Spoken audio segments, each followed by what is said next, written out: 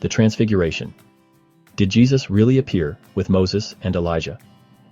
In Matthew chapter 17, verses 1 through 9, we read about the Transfiguration of Jesus, a powerful and miraculous event in which Jesus was transformed in front of three of his disciples, Peter, James, and John.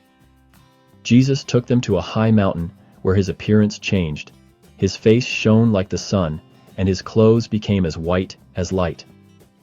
During this moment, Moses and Elijah appeared and talked with Jesus. The appearance of Moses and Elijah was significant. Moses represented the law, as he was the one who received the 10 Commandments from God, and Elijah represented the prophets, as he was one of the greatest of the Old Testament prophets. Their presence with Jesus affirmed that he was the fulfillment of both the law and the prophets. Jesus was the one who came to bring the law to its completion and fulfill the prophecies of the coming Messiah. Peter, overwhelmed by the glory of the event, offered to build 3 tabernacles, or shelters, for Jesus, Moses, and Elijah.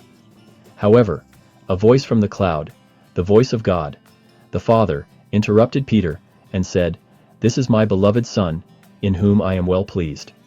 Hear ye him." This declaration confirmed Jesus' divine nature and his authority as the Son of God, reminding the disciples to listen to him. After the Transfiguration, Jesus instructed Peter, James, and John not to tell anyone about what they had seen until after his resurrection.